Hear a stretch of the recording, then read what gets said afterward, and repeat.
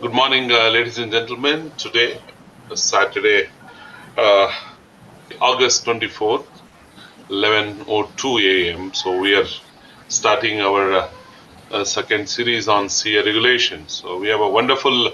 This is not going to be a presentation. It's more of discussions, a panel discussion with eminent engineers today. So before we begin, I would like to introduce NFE, National Federation of Engineers for Electrical Safety.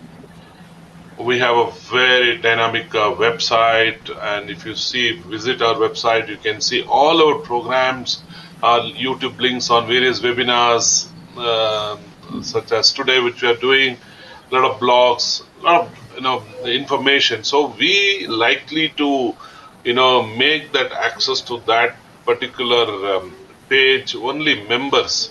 So, when you become a member, there is a lot many things are members are expecting. What do I get when I become a member by paying 1,000 rupees annually? What do I get?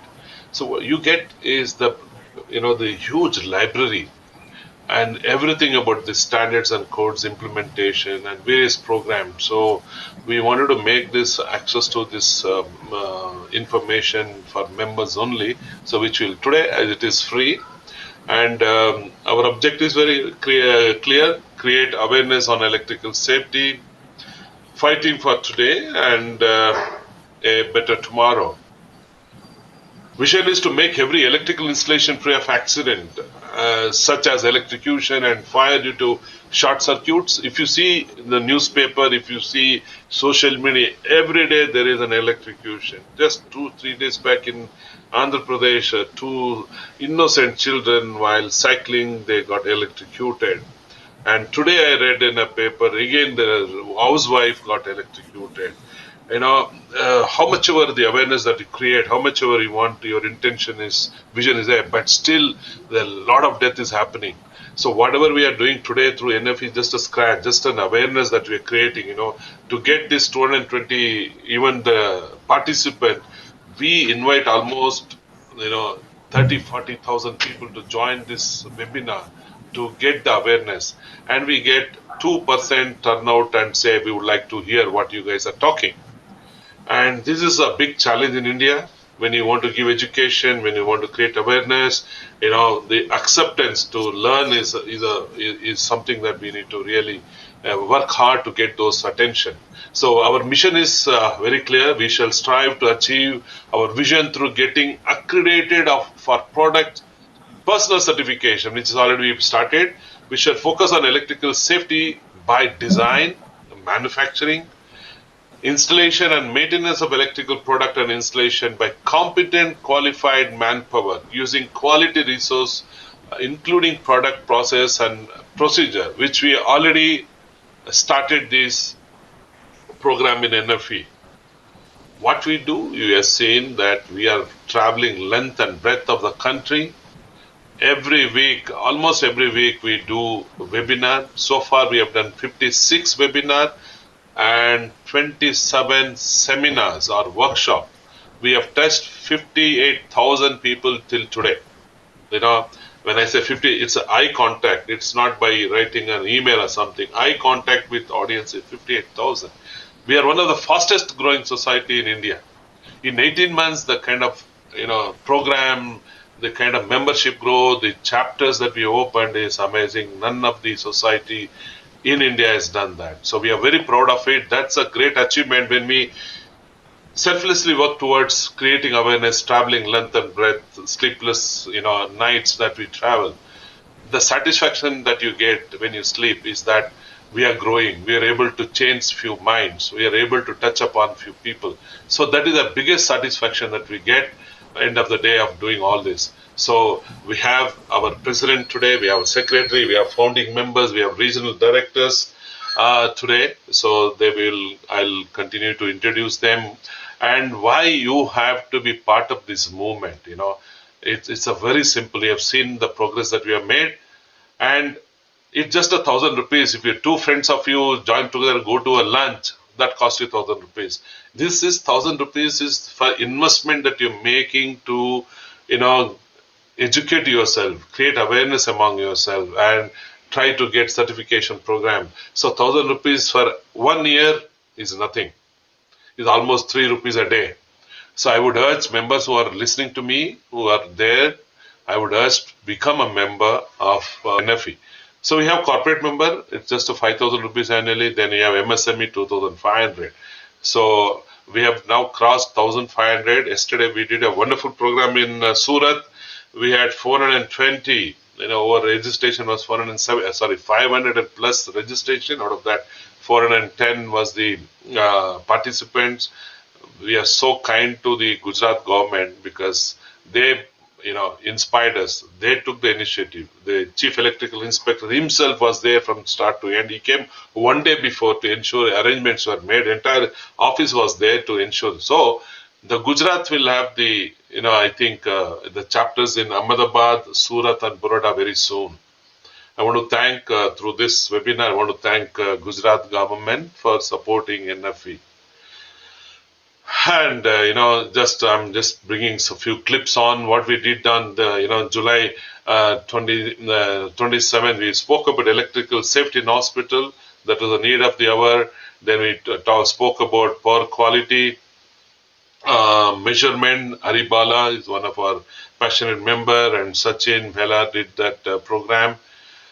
And last Saturday, on 11th of August, we spoke about harmonics and switching transient analysis by Dr. Chilukuri. We had a very good participation. And today, it's a series 2 on CEA regulations, moderated by our General Secretary, Mr. Pavu sir is a retired. I'll just read out the profile of each panelist today. So our General Secretary, Mr. Appavu sir, is a retired Chief Electrical Inspectorate of Tamil Nadu government. He specializes in electrical safety, earthing practices, and energy audit. With international experience, including presentation in Japan and training in Germany, he advises on LV and MV installation as per CEA regulation.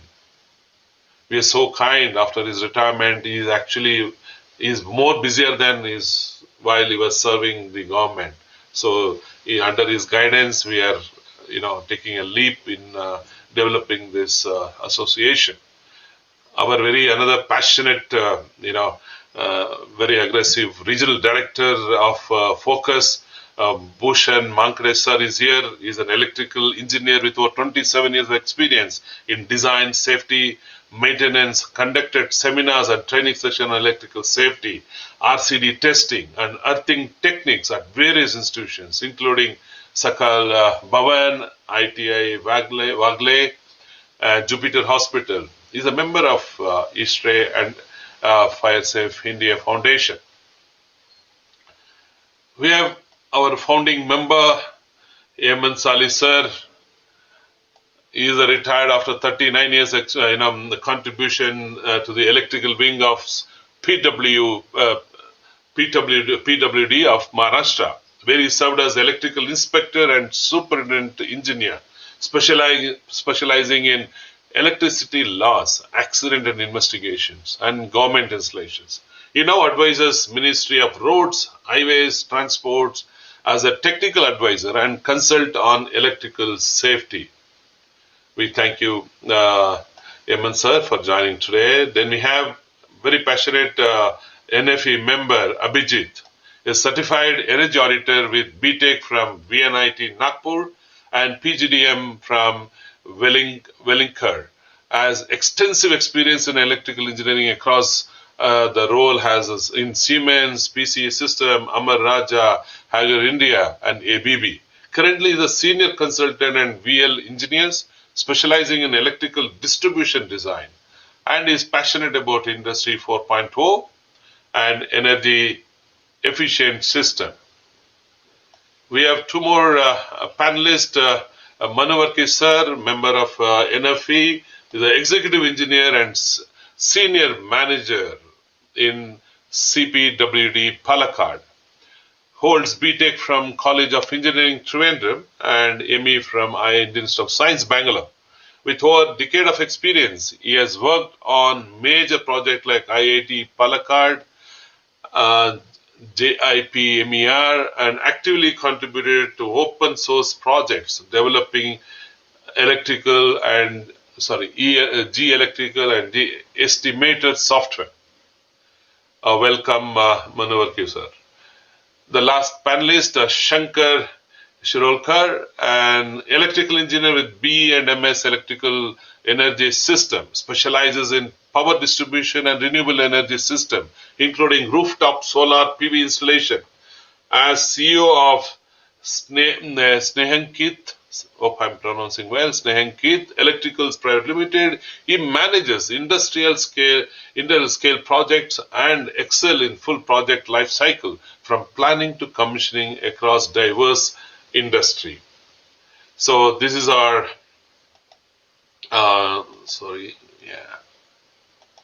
Okay, these are the lovely panelists, expertise today, ladies and gentlemen. We also have an observer, President Mr. Gopakumar, as a member in this whole group. And as I said, we are growing. We are growing as one of the, like a bullet train in the country about fire safety. And all the expertise today are very passionate members of NFE. I now give this platform to our moderator, Apav sir, the General Secretary of NFE. Over to you, sir. Thank you, Mr. Don. I will first share the screen. Yes, sir. Good morning, everyone. Good morning, President Shri Gopalji and Damnikji and all the panelists, the participants of this webinar. So this is the second of its kind. We had recently a webinar on the same subject. However, we will try to address the audience and the awareness that is more required, because we are all going on technical intricate things every day, but we do not know, we do not deal much with the fundamentals, that is the safety regulations and other things, based on which only our final objective is yet to happen. So accordingly, we have panelists with rich experiences. So first of all, I would like to invite Shri Hemant Saliji from Maharashtra. He is our member. He has a very rich experience of over 40 years, and he is also experienced in the formulation.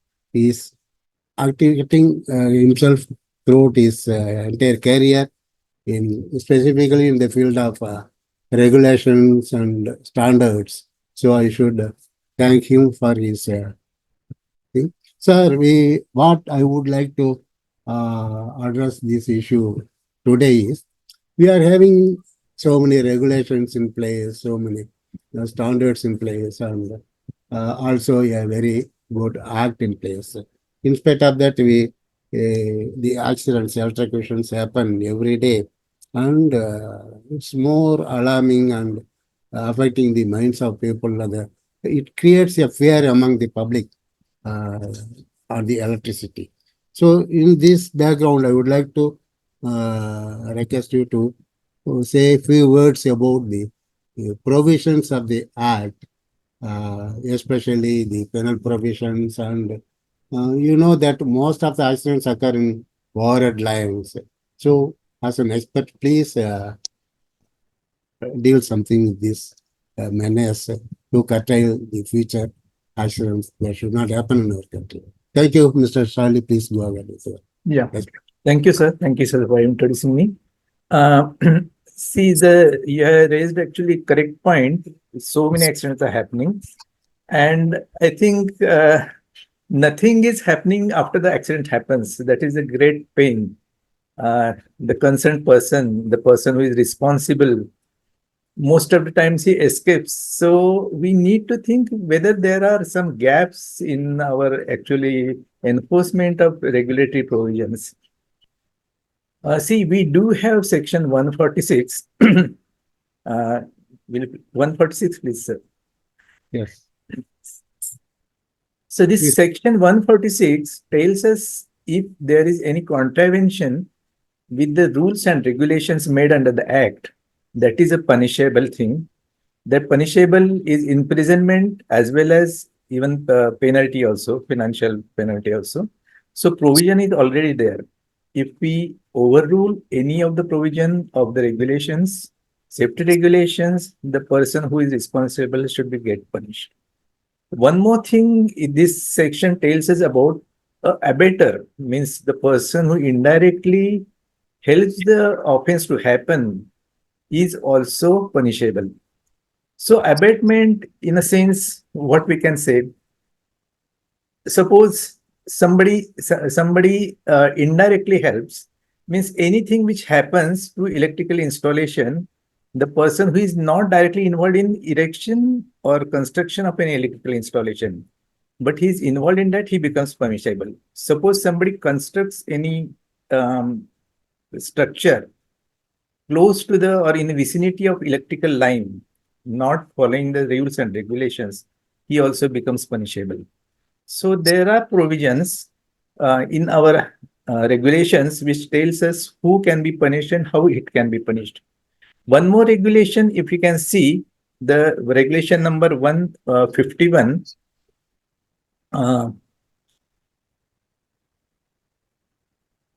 cognizance of offense. When any accident happens, who can file a complaint in the government? So this section tells us about the person who becomes punishable. Uh, the certain authority should make a complaint to the government, to the court. Court will not take any cognizance of offense punishable under the Act unless it is made any application to the court by the authority, who will be electrical inspector, who could be the supply company, I mean the licensee or generating company. So this is what this provision in the Act. So common person, if he sees anything which is not as per the rules and regulation, he cannot go to the court and file any complaint. So these authorities are limited to the only government authorities like electrical inspector or the supply company. So this is one thing which is somewhat maybe abstract thing, because as a common person see so many of non-standard thing or dangerous things in contravention with the rules and regulation, but he cannot directly approach to the court. So these are the limitations. One amendment was made in this in 2007 in Electricity Act 2003. One amendment was made. Um, they included the police also who can file the complaint. Previously, police were not allowed to file, register any case in the court, but now they have allowed this also. So when any accidents happens, the concerned officer who investigates the accident or who reports the accident, like supply company, he should give the total detailed information to the electrical inspector. Electrical inspector will decide who is responsible for the accident. He will find out which rules were what was the breach of rules which caused the accidents, and he can register a complaint to the court, or he can report it to the police, and police will file a case against the person responsible. So these are the existing provisions with us, with which we can control the electrical accidents which are happening. One more section, sir, you just mentioned, that section 68. That Yes, section, yes, sir. Yes. section 68. Sir, if you see the form number 20, which is, which is mandatory for every state to report to the Central City Authority, number of accidents happening. There is one of the reason which has been mentioned, that accident happening due to the snapping of conductors. And if you will see the report, which is submitted under form number 19 and 20, maximum accidents happening because of a conductor snapping and overhead lines. This is the case. Even in underground cables also accidents are causing.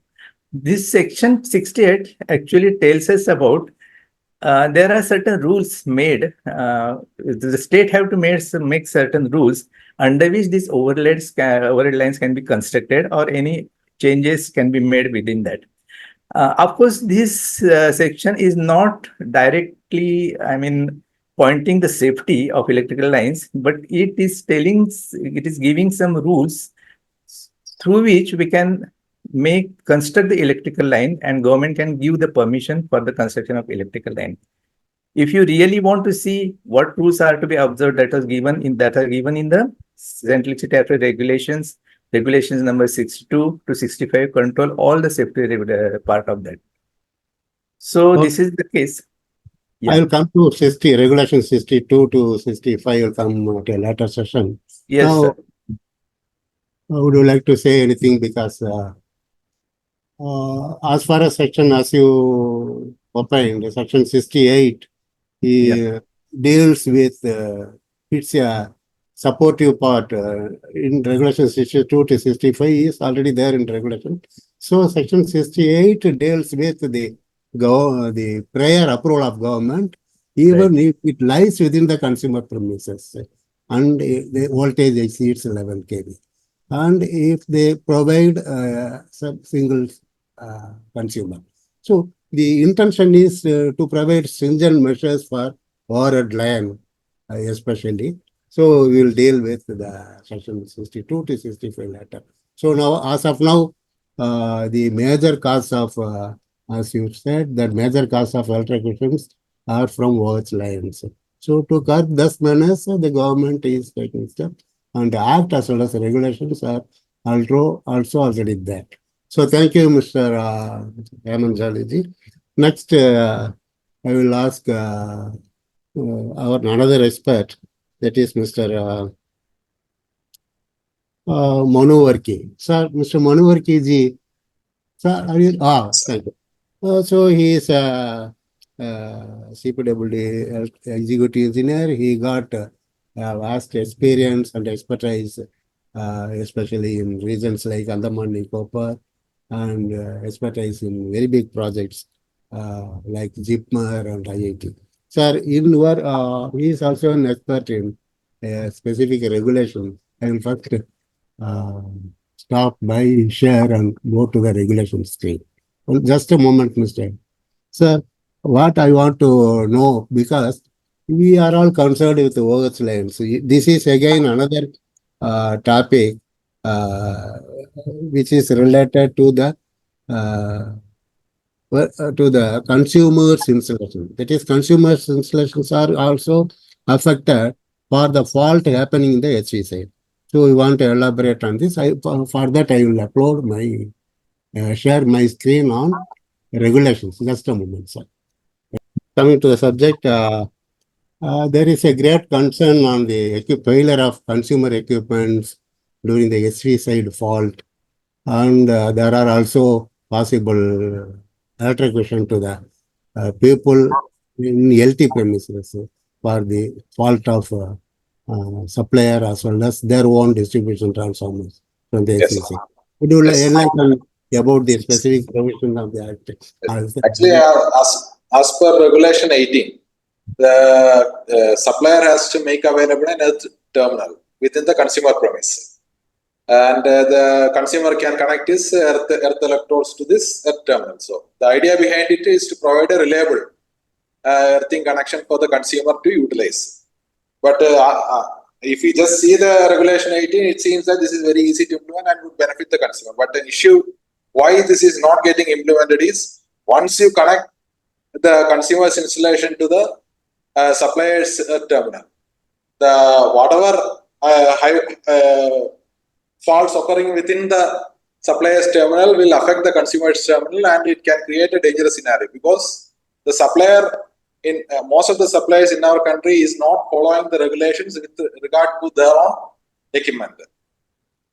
For example, there are two concerns in this. One is the supplier is to earth this neutral terminal at multiple points along the supply line, so as to prevent the over voltage on account of a broken neutral. That is one aspect of it. And the second aspect is a fault occurring on the high voltage side on the supplier's substation should not cause a dangerous over voltage on the consumer installation. Since in our country, most of the installations are rural installations, where the ground potential rise on account of a ST, earth fault, is going to be very high. And if you are linking the neutral to the body earthing of the supplier, then the consumer insulation will be subjected to a dangerous overvoltage. So if the supplier is not segregating his neutral earthing from the body earthing that he utilizes for his substation equipment, then it creates a dangerous situation for the consumer. So that is the issue that we are facing in this regulation especially. Yes, thank you, Mr. Manuji. Actually, it's a concern that frequent sensitive, because most of the domestic premises are now flooded with power electronic devices, whether it's a laptop or LED TV or LED lamps. All are sensitive to the over voltages. Also, for such over voltage, the consumers gears or protective gears won't work because it is a fault from the outside of the premises. So what Actually, is my view regarding this is, first we have to make the supplier's installation compliant to the code before going on for insisting the consumer to connect his terminal to the supplier. The supplier terminal has to be safe to connect. So Yes. without this, the implementation of this regulation is will be difficult to enforce. Yes, this is the only thing that that is yet to be corrected. Though this particular regulation is existing over a period of nearly 100 years in our country, especially in our country. In the other areas in the developed world and other countries, there is no such issue because we have not clearly provided a integrate, say PME system, as you said, a protective multiple earthing system by the distribution company up to the consumer premises. So if the consumer wants to connect as per regulation, he will be subjecting his person to a shock voltage. So say these are the things. So so consumer should be aware what is the system of distribution, earthing system of distribution transformer, and then accordingly he has to choose whether it should be connected or disconnected. He has to adapt a what do you call the TT system. So, Mr. Hemant Shali, I think you have raised the issue. Please offer your opinion. Yeah. So, Hemant, So I want to add in this thing, see in our recent regulations, which were published in June 23, one more thing which was added, which is supplier's responsibility, that he should earth the neutral at consumer's premises. This is in addition to the protective multiple earthing of the neutral. And again, I will tell you, in most of the cities, urban areas, underground cable work is done. Previously, it was overhead lines, and overhead line neutral conductor was run on the aluminum bobbin. So at every pole, the neutral was getting earthed. So that was, providing us protective multiple earthing. But now, in case of this underground cable work, a neutral should be earthed at every feeder pillar. So that will provide us a good protective multiple earthing. And after that also, at consumers or premises also, it is responsibility of the supplier to earth his neutral at consumers premises. So if this happens and if it is enforced properly, I think this danger will get eliminated. thank you, Ji. So, in short, what I can say is we have a strong overhead power grid, but we have a very weak underground earth grid. This is what I can say because the protective multiple earthing is missing either at the poles or at the consumer premises, and consumer in turn is reluctant to connect as per regulation to avoid shock. So these are all the things we can't compel either the consumer or the discom. But what we can do is there should be a strong approach to what do you call to abide by the regulation, at least from now on, starting from every state. So we have to take a good step on this. So I will come to sir, Mr. Sunil Biswal. I will come to you, sir, during the question and answers. So please Please put your question and answer. During that time, we will call you for your specific remarks. Now, I would like to request Mr. Manovarki on one more aspect because as per regulation, most of the accidents occur in LT domestic premises and due to altercation occurs. So apart from lines, there are several accidents occur in consumer premises. So the measures are already there in the regulations, but people often confuse with the correct application of RCD. Can you please elaborate on this provision, specific provision of life-saving technique among the consumer? Please, sir. Yes, Regulation 43 deals with the providing residual current devices for all electrical installations. So this is in addition to any in TNS system, you are not required to provide a residual current device, and automatic disconnection of supply takes care of dealing with the faults. So this is an additional measure, additional protective measure on above the fault protection measure to safeguard the installation. So this rating of the RCD is limited to 30 milliamps for domestic installations in view of the life safety aspect. But an issue here is the type of RCCB that is used in most of the installation is AC type, which is only suitable for AC installations and is not suitable for installations where a large electronic components with the rectifier input is available. In such case, a type A, at least a type A RCD is to be used.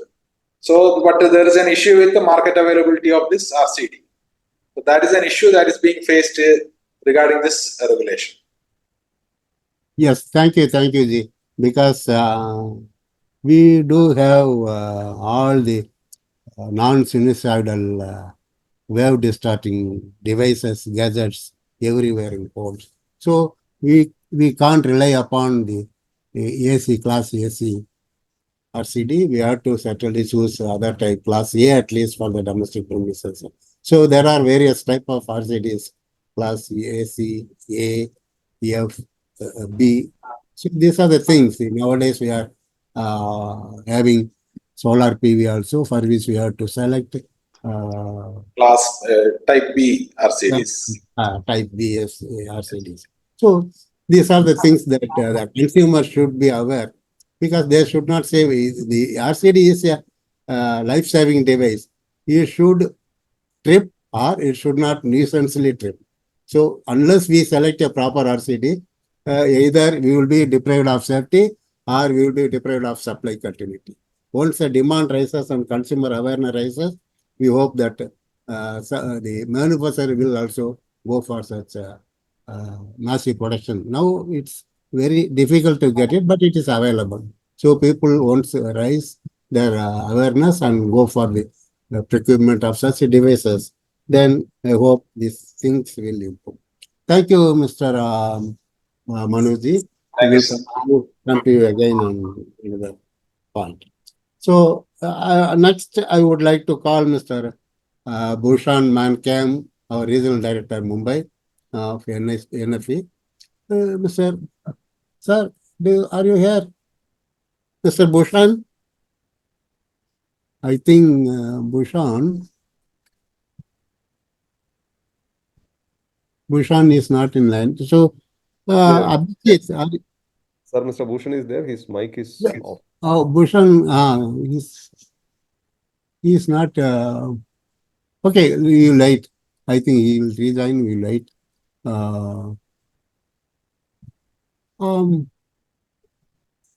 Okay, next we will go to Mr. Abhijit Limai. Are you here, sir? Mr. Abhijit? Yes, I am there. Oh, thank you. Mr. Abhijit, I would like to say that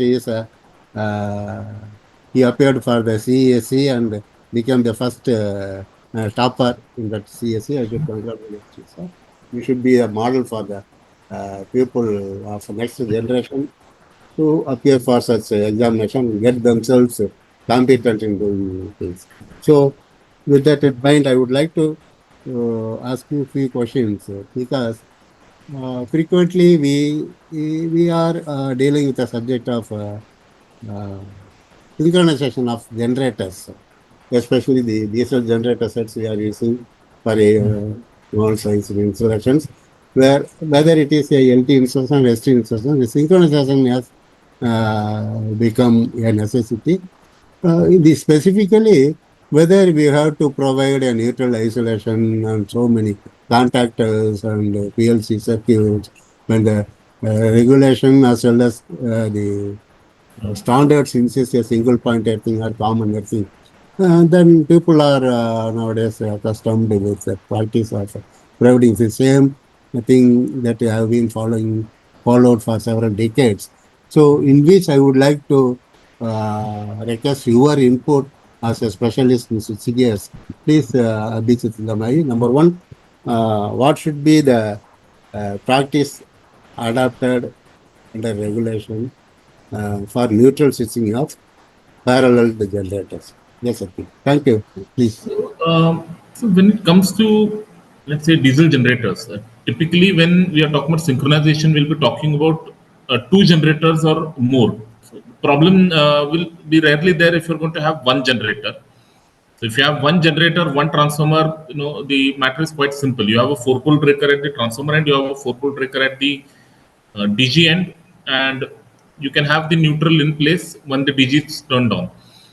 However, when it comes to multiple generators and multiple neutral switching, now typically switch neutral is a phenomenon which has only come because of harmonics in the system. So people prefer to have four pole breakers at the generator end in order to ensure that in case of neutral overload, in case of harmonics, these breakers can be tripped.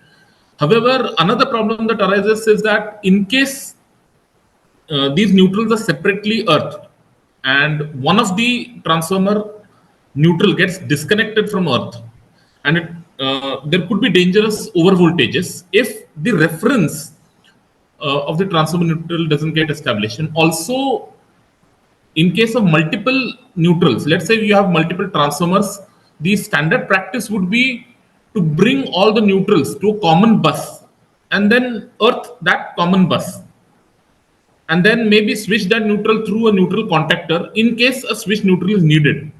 Otherwise, in case if you the problem of harmonics is not so predominant in the system, the best practice would be just to have a common neutral bus, earth it, and don't have a switch neutral.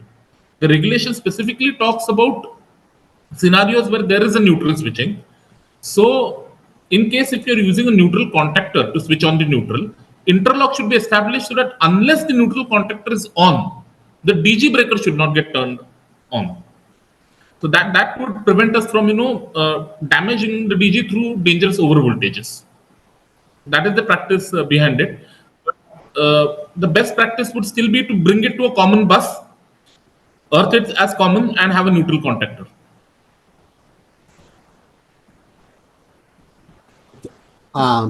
Thank you. Thank you, Mr. Grimai. Thank you, sir. See, the thing is, the specific provision, you can see interlock, where you can go through it, where two or more generators operate in parallel and a neutral switching is adopted, interlock shall be provided. So, where it is necessary. So, regulation do not say that you must go for the neutral switching. If you provide, previously still people are practicing this neutral switching, in spite of the fact the recent generators do not have harmonics with windings, with a specialized provision in the winding technology. So there are no harmonics. In other words, what I can say is mitigating harmonics in the parallel generator, it gives a less harm than mitigating the fault, because the parallel generators, if a single generator is subjected to a neutral, then the fault current will have to be fed by the single generator. If you provide a common bus bar for all the neutrals as per standards, then the parallel generators will be feeding the fault current as well as the return neutral will also be shared. So there can't be any harm. So because we are having so many problem in neutral contactors and PLCs, ultimately the very purpose of supply continuity is also defeated. Despite these meager harmonics issues, the major issues are forgotten. That's our view that we have discussed with the various experts in this subject. So next, I would like to request Mr. Abhijit. See, we are having a new regulation to the effect that cables, we have to give least importance to the cables as far as possible, where we can go for bus duct or trunking in a people where people presence are more, like multi-story buildings and shopping complexes. These things are to be what do you feel about the regulation which is specifically stating these measures of using bus bar tracking, etc.? Please, Mr. Abhijit. Yeah. About bus trunking, there are two aspects. One is when we talk about high-rise buildings greater than 15 meter, the regulation clearly states that you should be using a bus riser, where floor-wise distribution can be done through the bus riser. Another aspect is also related to the standards, I think in IS 732, which specifies that cables should not be subjected to carrying too much current. There were earlier practices where we were using multiple runs of cable, 3 runs, 4 runs, 5 runs. So IS 732 talks about an aspect where, if possible, if practically possible, beyond 4 runs of cable need not be used, they can be substituted by bus trunking. So that is the practice which happens, which is specified by the standards. And again, when it comes to high-rise towers these days, so therein bus risers is a very simple practice which simplifies things. Today we have in Mumbai most of the towers beyond 15, 20 floors, and which goes to height of almost 50 meters and above. The earlier practice was having all metering boxes at the ground floor or in some dedicated room and then taking all the cables up to the flat. So you can imagine the voltage drops as well as the cable losses that could be present in it. Now, when it comes to having bus risers, rising mains, the voltage drops can be reduced to a much lower level. I think in NEC, it is specified that from the point of supply to, let's say, the end point of a lighting circuit or a power circuit, the voltage drops needs to be regulated to about 6%. And such a regulation, voltage regulation, would not be possible if you're in a high rise, if you're going to take cables from downstairs to upstairs. So hence the regulations talks about rising mains using a bus bar trunking system, and Yes, also it gives us an option specifically in IT parks for individual based metering, where you can have floor based metering on every floor, and also if it is related to multiple transformers, you can have different metering on each of them and have a different rising mains for them. That is the practice and that's the convention. thank you, Mr. Abhijit. So, as you said that people in a massive fire do not die of electrocution. They die due to fire, due to smoke that engulfs. So where do these toxic smokes come from is primarily from cables. So every possibility of avoiding the cables would be a solution. That's why the regulation provides make use of the bus bar trunking system. That bus bar trunking means not for the major transformer to main panel or generator to main panel. It is specifically for the floors. They have specifically stated for the floors, because in the floors we have individual small ranking system is possible. We already have this ranking for small installation like garment industries and IT installations. So in all the data centers as well as the garment industry, we are having already the bus bar ranking system. Then why can't these trunking small thing, it will be of 63 amps, that is sufficient for the consumers. Regarding the metering provisions, etc., these are all commercial items that has to be, I am happy that I learned that MSCB or Maharashtra state have come to a decision to provide meter at the uh, flat consumer premises itself. So here it will be a helping hand for the regulatory commission also to be compliant with these specific regulations because it addresses the reduction of cable and provision of bus bar trunking, especially in the ducts and rising mains. So it's a good thing that we learned from Abhijit Ji regarding the bus bar trunking system. Uh, is there anything you would like to add on this specific provision, Mr. No, Abhijit? sir. And in case this, I think you've cleared the most of the points on this. Yes. Is it so in Mumbai that metering as uh, advised to be can be provided at the uh, flat owners premises instead of And the common there is place? a provision. There is a provision, but I'm not sure how many builders are using it. Okay. So it has to take up this bus bar trunking system has to take up for the safety of occupants in either in a multi-story building or people assembling area or commercial systems. Okay, thank you, Mr. Manovarti. Next, I would like to come to our panelist, another panelist, that is Mr. Shashank. He is an expert. Sir, are you here, Mr. Shashank? Yes, sir. Ah, Yeah. thank you. Thank you for inviting me. Am I Thank you. audible? Yes, you are audible. So Shashank is a consultant as well as a contractor, and he has devised some models for safe distribution of electricity, especially transformers and the breakers, all in combined one. So we would like to hear from you, sir, now.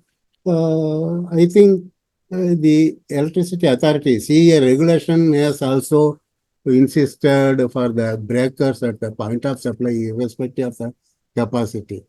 Could you throw some light on this specific regulation, which requires uh, all the consumer premises who are availing 11 kV and above supply shall be uh, required to provide a breaker. Could you please throw some light on this and what are all the issues or advantages, sir? I will just go slide to this regulation, particular regulation. Regulation Yes, sir. 30, 37 or 38? Yes. Regulation number 37, clauses number 2 and 3. Yes, yes. I will go first. Yes.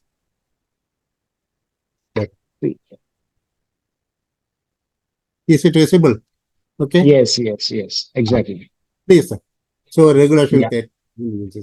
So this regulation, which has come up in I think June 2023, it states that the consumers who are below 11 kV, that is like 3.3 and 6.6 kV consumers, are permitted to use switch fuse unit or a circuit breaker uh, at the point of supply. And they have given a condition wherein transformer is above 1000 kVA.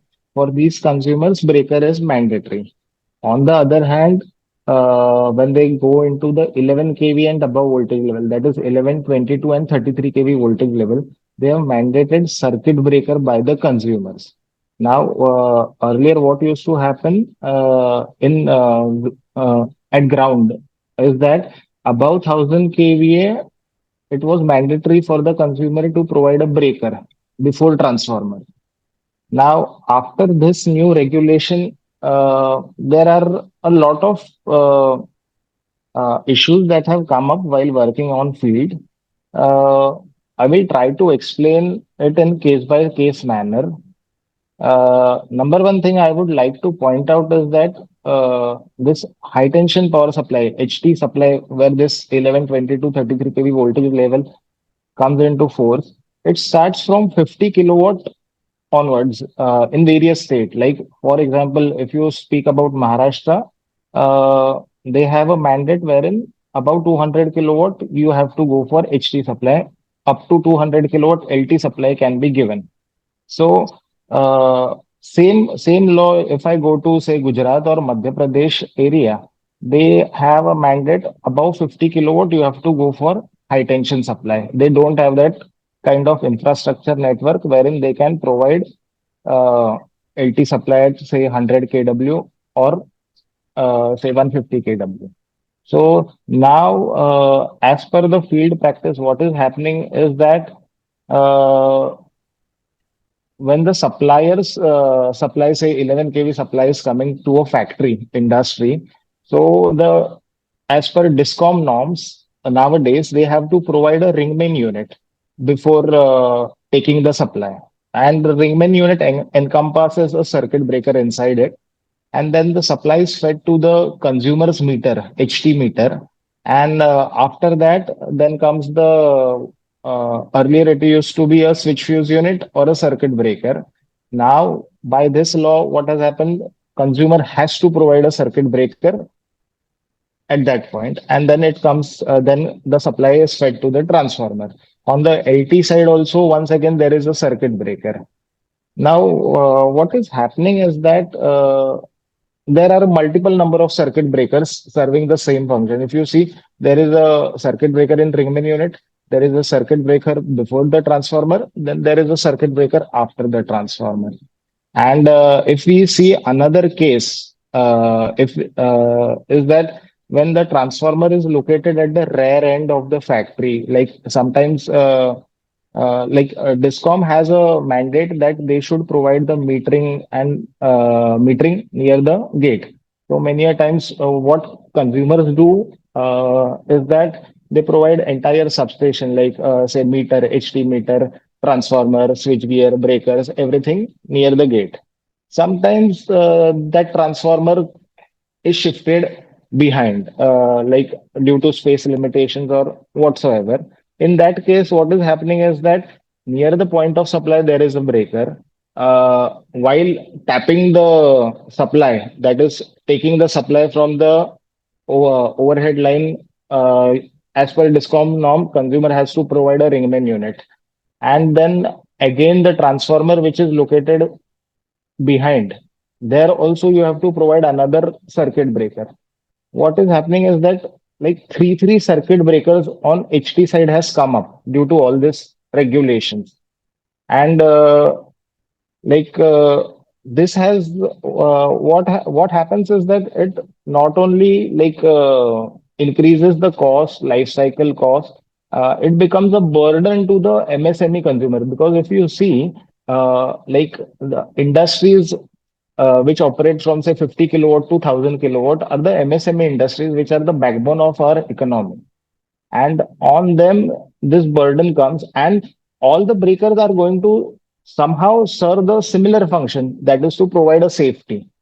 So I personally believe there needs to be a correction that needs to come in this area. And like in the earlier 2022 draft or 2021 draft, which the CEA had published, there they had given a what you say draft wherein up to 1250 kVA transformer for 1120 to 33 kV consumers, it was a switch fuse unit option or a circuit breaker option. Now, suddenly, abruptly, overnight, they have changed the law to 11 kV and above circuit breakers. But on ground, there are a lot of problems which are coming up due to this. And another contradicting point I would like to bring to everybody's attention. Sir, could you please open clause number 47, point number 2? Yeah, so if you read the clause number 47, uh, point number 2. Two. Yeah, it is page number 119 in Do the. do you see the screen? Sorry, point number 3. Point number. No, it is something different, because I have the copy of original copy. Anyways, I will read out the point to you. Which point you want to cover? I can tell the regulation. You It want to know? shows the Buckles relay pressure relief device Ah, and winding okay. and oil temperature. Okay. That is above. You can start that because it is a general technical point. Beyond 1000 Yeah, but kV. Yeah, over here they have clearly mentioned that all these protections, which are like when we talk about safety, are to be provided for transformers which are 1000 kV and above only. So Yes, when we this is go, the provision. You can go through this regulation book yes, or yes, that correct. Point number three, it states that Bacall relay, pressure relief oil, winding, all the temperatures basically are to be provided beyond 1000 kVA transformer. And on the other hand, they are insist. It is a widely known fact. All these protections or the safety systems can be provided with the help of a breaker only, circuit breaker. So the question comes to our mind is that why to mandate circuit breaker below 1000 kVA? Because as such, if we don't provide all such protections in the installation, the that circuit breaker is also going to serve the similar function of the earlier switch fuse unit. okay, I understand, sir. I understand because our aim, our interpretation is whether the breaker is. I think one of our experts, Mr. Panelist, Mr. Hamasali, raised. Please at least offer your views. Yes, So, sir. I want to add, see what he mentioned about the financial burden. That is, I totally agree with. But the reason behind this changing from switch fuse unit to circuit breaker at the point of supply, it is because the fault occurred at consumer's premises shall not break the breaker of substation of the supplier. So this is the main reason, because circuit breaker is considered to be more reliable than switch fuse unit. And many times what happens because of the consumer's fault, if it is not, protected properly, it passes to the substation of the supplier and it breaks the whole major part of electrical system. So that's why this regulation has come up. Of course, we have given some suggestion to CEA for some making some changes into that. It is under consideration, but I don't know whether it will happen or not. thank you, Shali. Sir, I would like to add something in this. Yes, sir, please. So we couldn't see you. I will come to a question. There was some issue with my mic again, so it got delayed. I'm sorry for that. So Yes. coming to this point of circuit breaker that Mr. Shlank has said, the main intention in the CA regulation is the safety thing. And when it comes to safety, isolation of supply at the right location is the intent behind this 37 regulation. Many a time what happens is there is some kind of problem, electrical problem taking place in the factory.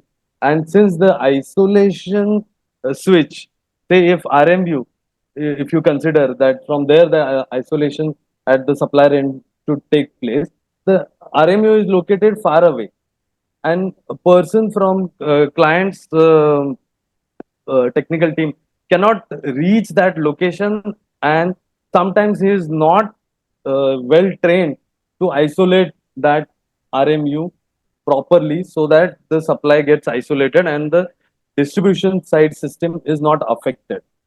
So the circuit breaker at the consumer's premises was introduced. And if you can read this regulation properly, there are two things: primary side and secondary side. So we want isolation at different stages, and it should be conveniently done with the shortest time. That's why this introduction of above and below 11 kV and the circuit breaker point was introduced. That is what my take. And after this introduction of point, now Maharashtra had started implementing of air brake switch or gang operated switch before the consumer's premises at 11 kV level, which was Okay. not there earlier in Maharashtra. So Thank you. that is the point I want to highlight. And it has provided an additional safety to the distribution network that I have seen in my network. The costing issue remains there, as Shashank has rightly mentioned. That is still a debate in Maharashtra. Let me admit it. Yeah, Bhushan, one thing I just wanted to know.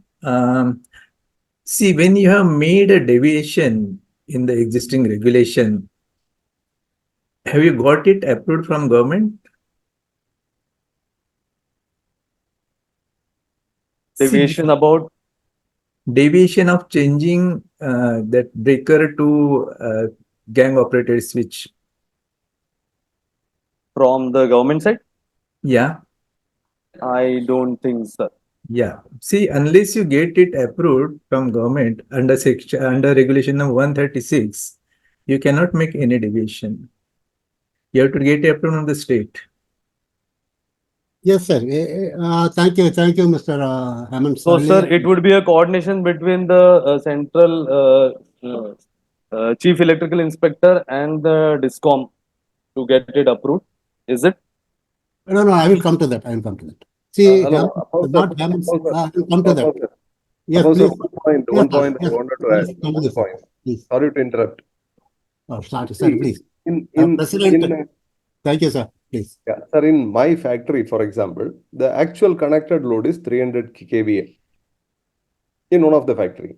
Now, there is an RMU. At the outgoing, there is a circuit breaker, VCB. The transformer is about 100 meters away. There is one more circuit breaker near the transformer. Now, this part is okay. But what happens is, we provided the UG cable to the DISCOM to connect to their overhead 11 kV line. Now, technically, if the DISCOM wanted to make a good electrical installation, they have to have a two-pole structure on that particular part and they have to take the supply properly. Instead, what they told is they don't have money for putting a two-pole structure there or maybe a structure outside. What they did is they took the cable through the post. They tied the cable to the post and at the top they did something like a hookup. The wire is the UG cable is hooked to the line. Now the question is, if we are talking about safety, consumer side the maximum pressure is put and consumers are doing it, but what the DISCOM is doing. So truly, we have to address this particular situation. Okay, if you put one side to the consumer and pressure, the DISCOM also has to be put, and they also should make their things proper. I hope all of you agree to this. Thank you. Thank you, sir. See, this is a complicated issue, but once we understand, it will become easy. The regulation says it discriminates between the type of insulation. Below 11 kV, you can afford to provide a switch fuse or circuit breaker. 11 kV and above only it comes into picture. See, this is the regulation which came recently in June. We can't say that regulation came overnight. Overnight regulation can be prescribed. For example, Upar Cinema Theatre, after the tragedy, overnight regulation came into existence where the right type transformers alone can be provided within the multi-story building premises. So these are the things regulators want to fine-tune and avoid any part of the installation to pose hazard for the occupants. This is a specific regulation which is concerned with the provision of abiding by the standard by the consumers. I don't think RMU or ring main unit can be relied upon or right of way consumer can have. It's a fireman switch. Your own breaker can be a fireman switch for your installation in case of emergency. Leave alone. We are not dealing with, as our president expressed, there are so many things like the distribution company, especially in the distribution sector. So coming to the subject of safety by the consumer as per regulation, I don't think it is a exorbitant cost. See, any installation of this category, it will be in the order of crores. Just we are spending few lakhs for the ST breaker. It even reduces our space in the multi-story building and the suburban areas. It reduces the space. If you provide a DP structure and other arrangements, then it will be occupying more space than these small gears. Another thing, what we can say is, it affects the suppliers. I learned from few consumers that whenever the failure of protective gear in the consumer installation, especially these installations, the supplier's equipment got affected and they in turn levy penalty to the consumers. There are cases where the protective failure, we can otherwise say that DISCOM also responsible for the failure of our installation. But here the regulation says whatever the consumer exceeding 11 kV and above voltage, he has to provide a circuit breaker. We don't think that it is a wrong concept by the regulator, as well as the cost economy for CC. I don't think it will affect the entire project of a consumer. In even MSc, MEA with a 500 kV or 250 kV transformer, the project cost will be. We electrical people are alone coming into picture at the final stage. We don't have any space, we don't have any money for that. After spending crores of rupees, we don't have few lakhs for the important input equipment that protect our installation, that isolate our installation from the whole of the supplier's premises. So it has to be rethink. Anyhow, we have to invite comments from other experts also. I may also be wrong. Anyhow, let us have comments from other people also. Now coming Sir. to sir. Yeah, Shashank here. I would like to Uh, just elaborate something more on whatever replies I heard Sir, from various people. your audibility is not there. Please. Hello, am I audible? Yes, you are audible now. Please. Yeah. So I wanted to speak a few more lines on this. I do completely agree with the safety aspect of things, but only for the safety aspect. If like I mentioned a clear case, wherein after point of supply, consumer had provided a switch fuse unit, and there was a transformer which was like 100 meters away at the rear end of the factory. There a circuit breaker was provided on the upstream and downstream. Still, electrical inspector insisted on providing another circuit breaker to the consumer after the point of supply, and his transformer was hardly 400 kV, 500 kV. For such low capacity transformer, if CE starts mandating providing circuit breaker, because if you see at 22 kV voltage level, which is a prominent voltage level in Mumbai area, there the cost of the project, cost of switch fuse unit and breaker is like almost 5 to 6 times. There is a difference, and technically I don't find anything additional. I do agree with the suppliers. Line should not get disconnected and all of it. But supplier is supposed to provide a RMU at the incomer, which he gets it done from the consumer. At the end of the day, everything is coming to the consumer. And for small transformers, is the breaker really that effective? Multiple breakers is the question. Yes. Sir, the point is whether multiple breakers, this is somewhat different. Whether we require a breaker at all at the point of supply. Another thing, we require one more breaker. I accept your view. The meaning in the provision of further breakers in series in a circuit is quite unnecessary. That the regulation doesn't also demand that. What the regulation provide is a strict liability of providing a circuit breaker at the point of supply. There runs a matter. That doesn't mean if your distance goes beyond 50 meter, 100 meter, then if it goes beyond 300 meters, do you provide? So these are all not required. And these are all the discretionary powers of electrical inspectors, for which it is not a deviation. It is accepting the provision, and you have to appraise the electrical inspectors. In most of the states, a single breaker without any additional breaker near the transformer are being accepted. So even for the 1000 kV transformer. So these are the cases where the discretions can be made wrongly. You have to appraise. So our point is, we agree that so many breakers in the same circuit is not necessary. At the same time, we can't rely upon the suppliers RMG gear for our own supply isolation. And for the cost as you said, it is high for the small installations, but it may be capable. It may be possible for the installers also. So we Sir, have dealt much with, sir. We have dealt much with. We will come Shashank again sir, to you. yeah, yeah. Sir, We will come. Shashank sir, are you referring to a high-rise building installation? no, general industrial. Okay, because in high-rise building installation, then the NBC code where 20 meter and that clause will come in picture. Then Bhushan. the multiple sector. Sir, I Yeah. will come. I will there come is because we have dealt with the subject enough, and we will have the participants' opinion also. So, in the high rise, whether it is high rise or MSME or heavy industries or medical, so we can't provide law for each and every category of industry.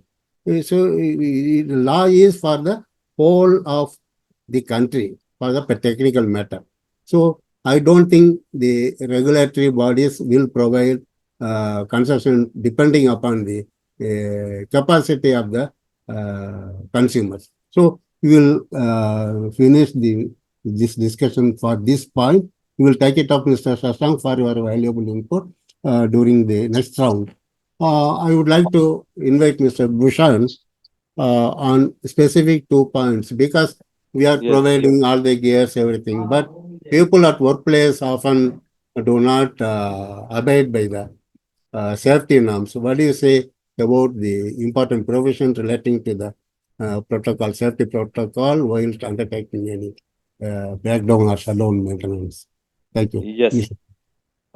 Sir, for this breakdown and maintenance activities, CEA has categorically given a beautiful regulation 21. Especially when I am dealing with this discom installations and the particular accidents, what I find here is we have completely missed out the provisions of regulation 21 and 29 in combination. Let me elaborate that. See, I have a few O&M discom sections where every year minimum one accident of line staff is taking just because of this ignorance of regulation 21. What are those provisions there? If you can read out in this first line of this regulation says, before any conductor or apparatus is handled, adequate precautions shall be taken by earthing or any other suitable means to discharge electrically such conductor. And there's second part also and third part also in this regulation. Such conductor or apparatus and any other adjacent conductor or apparatus, if there any, is their danger, their form, and to prevent any conductor or the apparatus from being accidentally or inadvertently electrically charged when a person are working thereon shall be followed as per the relevant standards. This particular section is very vital and important if we are taking any electrical maintenance. The recent accidents in discom reveal that this earthing of the conductor where your maintenance is going to take place and earthing of the conductor adjacent to it is often ignored. So the ideally, if the suppose I'm on pole 21 and there is some maintenance activity has to be taken care, the the conductor between the next pole should be earthed suitably so that the electrical charge from the other side should be isolated before it could enter the person who is doing maintenance, and the pole, the conductor from the behind should also be earthed, so both side where maintenance is to be taken care, those should be earthed properly to avoid the danger to the person doing maintenance. This particular thing is often ignored at discom level, which is causing the accidents of line staff. We have seen many videos in our group, NFA group, and even the discom group where the line staff is getting injured, and these things are happening again and again. The second part which is missed out is the basic ppe necessities. The person who is climbing the pole and the person who is helping that line staff who is working often miss the basic ppe necessities. It doesn't have helmet, it doesn't have the ht gloves, it doesn't have the shoes, safety shoes, and there's no wooden ladder to help him in case of emergency. There's no provision of fall protection. Sometimes the electrical shock is very minor, but the fall of the line staff makes more impact on his body and leads to non-fatality or fatality. So these are the simple provisions which are already elaborated in 21, which should be implemented at discom level to avoid these accidents. The second part comes in line is 29, where provisions at the substation levels are also elaborated. And I must say, wherever I have seen in Mumbai and around, these basic things are missed out. The few important words in this regulation which are missed out. Let me read out.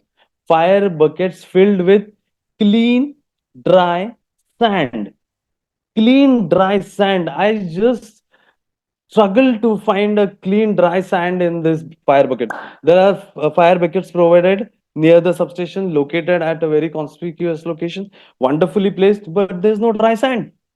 So, in case of emergency, the wet sand will not provide the uh, adequate protection that is required. This is missed out. Second, the if a particular type of fire is taking place, we must use a particular fire extinguisher. So the do's and don'ts in case of fire at a location differ.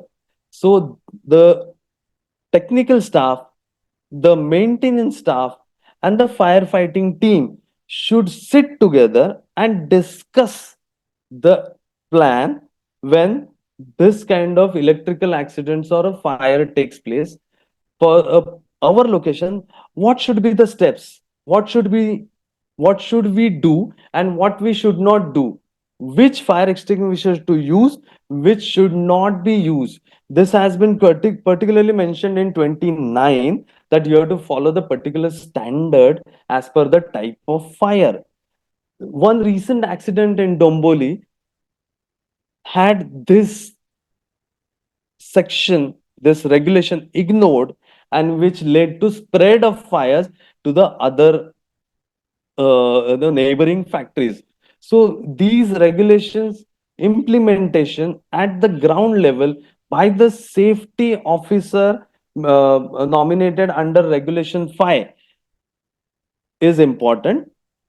Then, in case if a chartered electrical safety engineer is doing safety this inspection of a particular location which is below 11 kV, and he is submitting the report, this regulation 21, 29 implementation should be thoroughly verified, discussed with the management and even the team who is going to implement these regulations.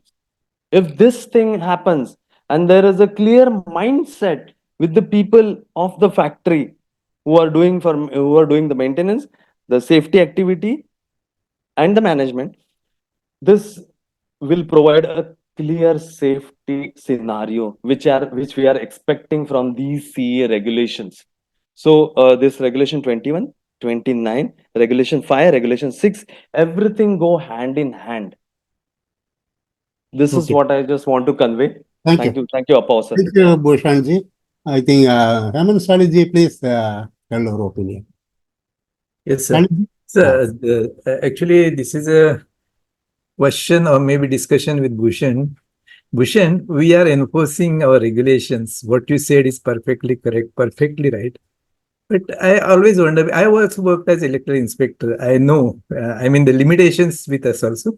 But I think it is part of the duty which we perform as electrical inspector. When we go to the annual inspection of distribution substations, sections, we need to check whether they do have a proper PP placed, properly maintained in registered, and whether it is issued to the concerned consumers. I think it should become a regular part of our inspection. I think that will bring more discipline to all these things. Yes, Okay. adding to that, every electrical inspector when he goes to the inspection, he should do this activity. The thing that I have said, the management, the safety team, the discussion about these regulation 21, 29, 5, 6, everything should be discussed so that they have that mindset. That is what I want to add. Thank you. One more thing we can add to this, that we can make a specific forms for such type of inspections. When we go to inspection of discom subdivision, what should be the form? What points should we check? Like we have form 1, 2, 3 in our regulations. Such forms we can make at our level also to check the installation. No, sir. I feel this form given in CEA regulation is self-sufficient. We can add the regulations that we are talking just now, and we can emphasize on them at that level. Because I am struggling to get this form 3, form 2 from this discom and uh, even from the consumers. I am giving them the copy to get these things elaborated and done. So this is the reality. We have to work hard towards the complete implementation of CE Right. regulation. I'm playing my bit, and I want my colleagues to play their bit too, so that a complete safety scenario is taken care. Thank you, sir. Thank you. Am I audible? Okay. Thank you, Mr. Bhushan and Hemant Saliji. So it does, as you said, the safety starts from the consumer also, because of the safety officer. The role of safety officer is to be an electrical inspector. He is an internal electrical inspector to observe, test, logbook, and maintenance. So these are the things that he has to do. And it is certain that the consumer should be aware of the provisions of filling up forms. It should be ritual. It is not sufficient to have the forms and these things alone. It should be letter and spirit. We hope that our continuous awareness creation among the consumers and implementers among the consumers will improve the situation. And hereafter, we will be having only form with letter and spirit. Then, if you won't have the form, then it will be fine tuned and raised to the. This is the see. The regulation can't provide a meticulous form for each and every. So it is up to the consumer. They have to devise according to the work norms, according to the work area. So it is all the art of safety engineers in the field, and they have to make suitable forms without deviating from the fundamental principles of regulations and standards. Now, so we are taking much time on this. I have to restrict in another few minutes. So I will come again to Mr.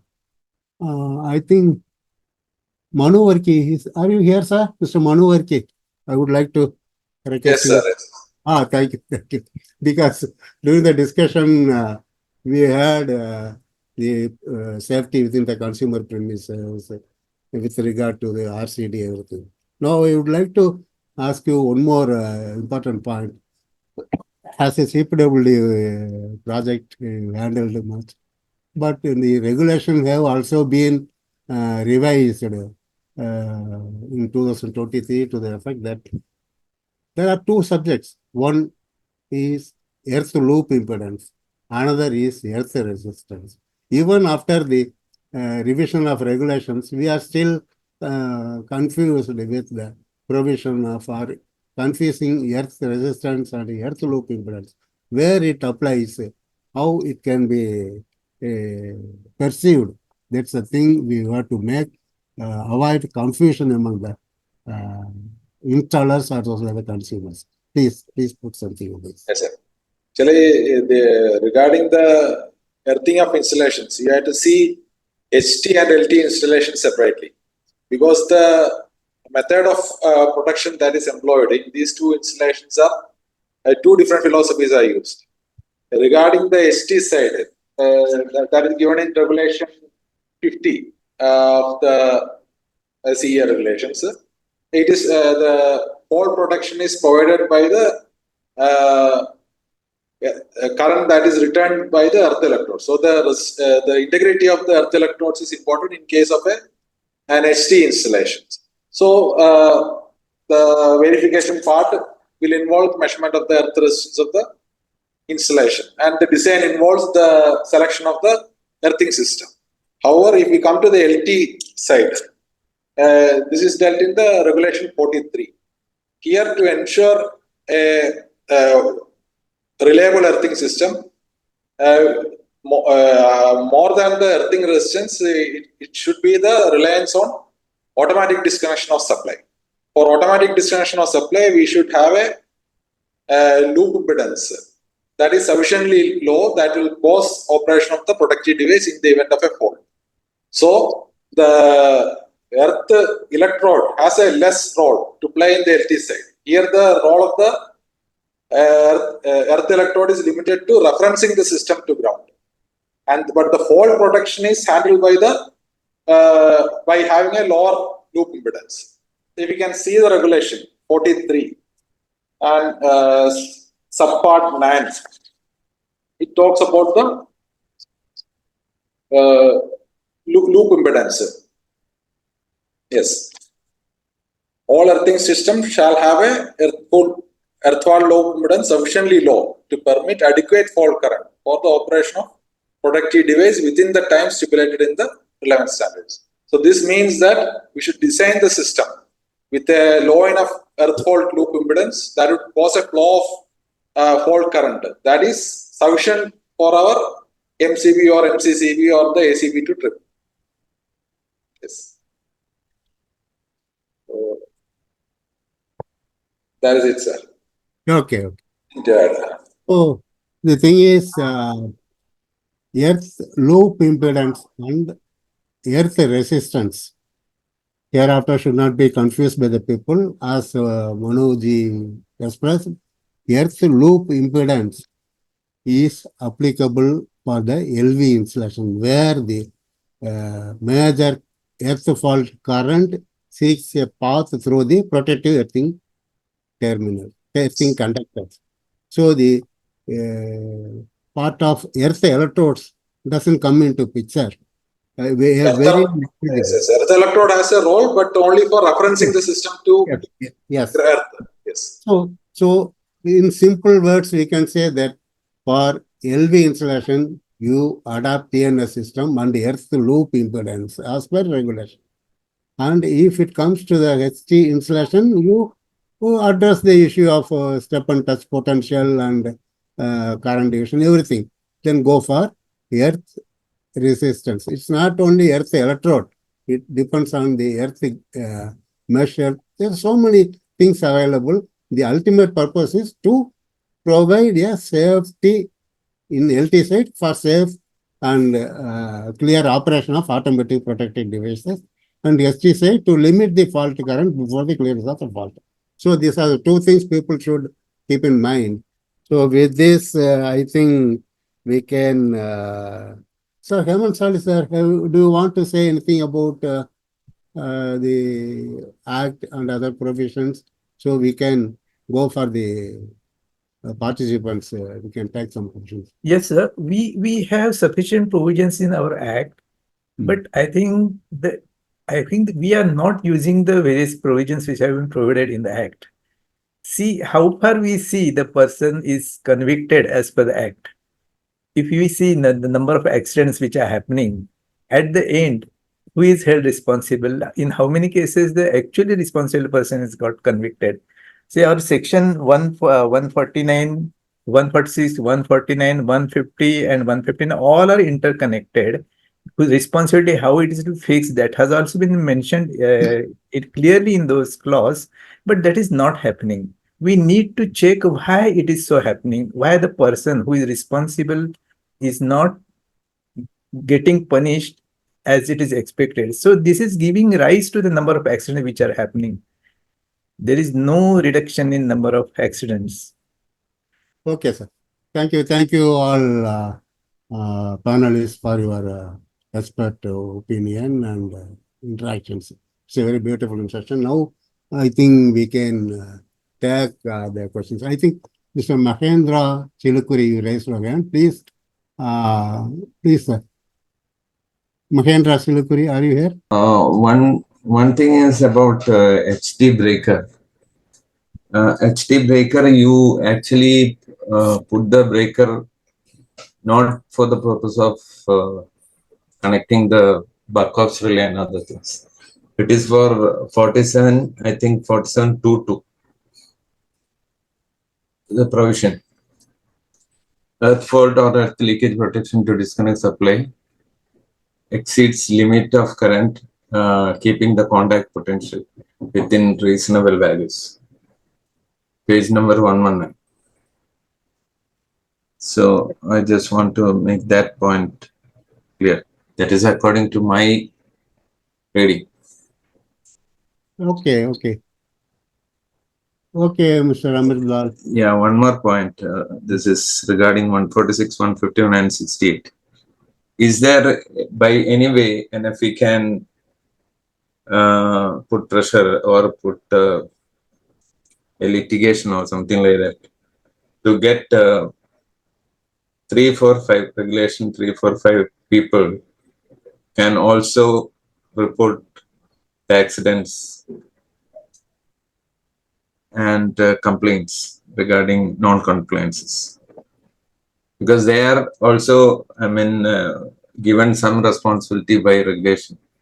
So these people are also competent enough to understand what is wrong with the installation. Yes. Regarding the people who manage the installation as per regulation 3, 4, 5 are more important, and there are a lot of violations. The act can be, I mean, now the act is only giving. Yeah. Yes, we will take it up. Yeah. MFE will take it up because there are a lot of things, industries operating in the country without without the people. Because one side, all the engineers and people are going towards IT. All roads lead to Rome. They are all for the IT. So there are very few people in this core sector. anyhow, it's a safety of the installation and people. Will take it up. Mr. Gopalji, please. Yes, Mr. Amrit told that the people covered under regulation 345 only should be able to give a complaint. Why to restrict to only? No, I am not saying to restrict. I am adding. Yeah, any common citizen of India, any citizen of India, that is the best thing to make a complaint. Yeah, that should be the way. I think we have to start work on this the regulation. Of course, there are several mistakes also in the regulation. For example, if you look at the regulation 44 RCD, paragraph number 3, it says no need of RCD, but then the contents are mistake. It says as per regulation 76, and if you correct read that particular clause. Above, sir, can you take that regulation? Yes. 76 or 40? 44. So we should work to ensure that any Indian citizen should be able to complain of a bad work, because finally people are dying. Why common people should look for experts to make a complaint? Sir, 44. 44. Yes. 44, paragraph 3. Provided further that such protective devices shall not be required for supply lines having protective device which are effectively bonded to neutral of the supply transformer and conforming to regulation 76. Question is, supply lines having protective device which is effectively bonded to the neutral of the supply. Which protective device will be bonded to the neutral of the supply? It is not protective device, protective conductor which are effectively bonded to the neutral. So this is a mistake. Not protective device, but protective conductor. Similarly, and conforming to Regulation 76. Regulation 76 is not talking this subject. Regulation 74 is talking this subject. Regulation 74, it is talking 74 is the return path, the metallic return path. So basically, this is a supplement to Regulation 18. Yes. Like this, a lot of mistakes are, I would say, okay, not mistakes, a lot of improvements are possible with respect to the technical part. So probably maybe we can make a committee, and we can, the committee members of NFE can work for finding out such, improvements, and we can write to the government, and we can put, take it up further for change in the regulation. I hope it's possible. Okay, thank you, thank you.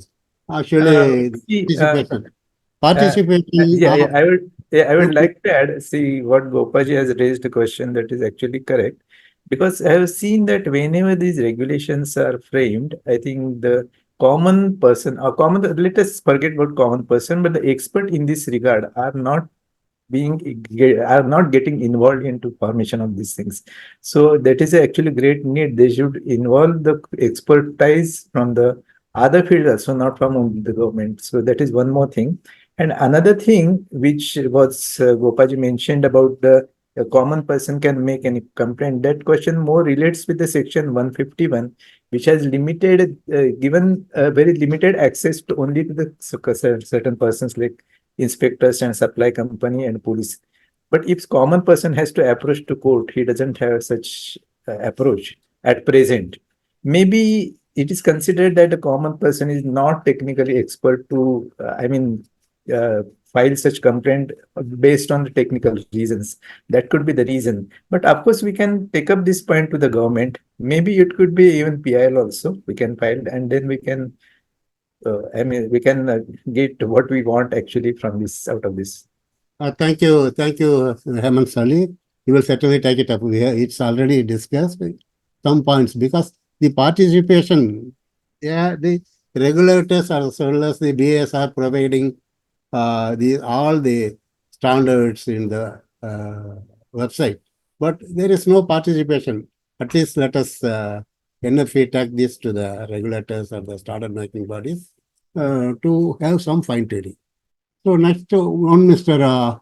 Somnath Cuba. Sir, are you available? Please. So Somnath Cuba, please unmute. Yes, sir. Yes, sir. Yes. Please, you raised your hand. Please go ahead. Yeah, good afternoon, sir. Actually, few of things to discuss, like we are electrical based company as Akash Enterprises from long time. So as per the factory acts, the discussions, like if anything the factory electrical accidents is happen, so firstly who will be responsible? There is some doubtful questions for that. Hemant Sali, would you like to say anything on this? See, whenever the thing happen in the consumer premises, regulation clearly says that the owner is responsible. Owner means it depends upon the interest, and they would have entrusted such work to specific people. Yes, sir. So how to interpret that part? No, it all depends upon the. See, there is a provision.